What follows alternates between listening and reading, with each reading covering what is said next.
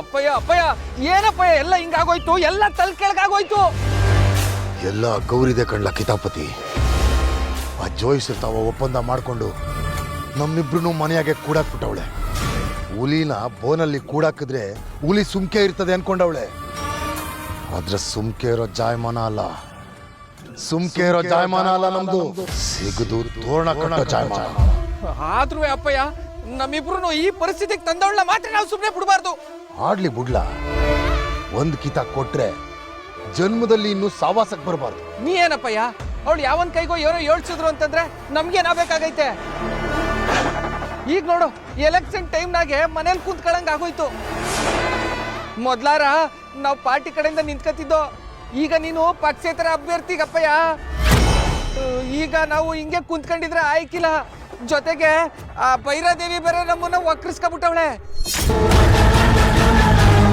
ನಾವು ಮನ್ಗೂ ಹೋಗಿ ಕ್ಯಾನ್ವಾಸಿಂಗ್ ಮಾಡ್ಲಿಲ್ಲ ಅಂತಂದ್ರೆ ನಾವ್ ಈ ಬಾರಿ ಗೆಲ್ಲೋದು ಭಾರಿ ಕಷ್ಟ ಅದೇ ಅಪ್ಪಯ್ಯ. ಅದಕ್ಕೆ ನಾವೊಂದು ಪ್ಲಾನ್ ಮಾಡೀವ್ನಿ.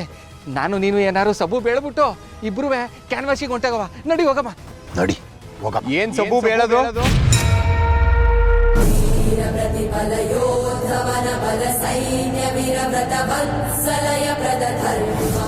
ಎಲ್ಲಿಗೆ ಹೊಂಟಿದ್ದೀರಾ ಇಬ್ರು? ಏನು ಮಾಡೋದು ಶಂಕರ, ಪಾರ್ಟಿ ಅವರಂತೂ ಕೈ ಕೊಟ್ರು. ನಾನು ನಿಂತಿರೋದು ಪಕ್ಷೇತರ.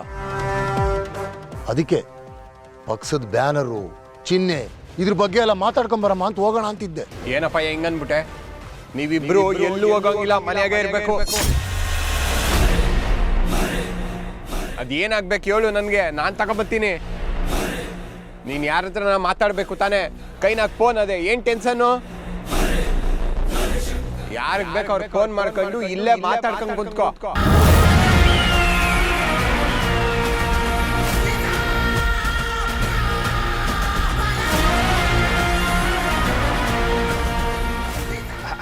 ನೋಡ್ತಮ್ಮಯ್ಯ, ಈಗಲೇ ಕೆಲ್ಸಗಳು ರಾಸಿ ಆಗ್ಬಿಟ್ಟೈತೆ.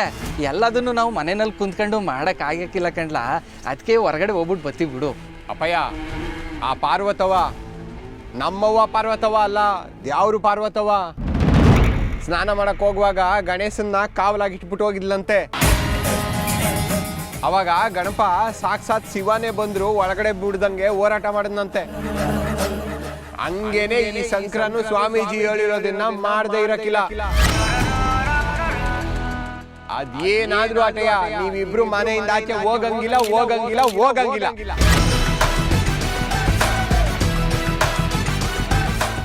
ಅಲ್ಲ ಶಂಕರ, ಅದೇನು ಇಲ್ಲ ಬೆಲ್ಲನೂ ಇಲ್ಲ, ಸುಮ್ಕೆ ಇಲ್ಲ.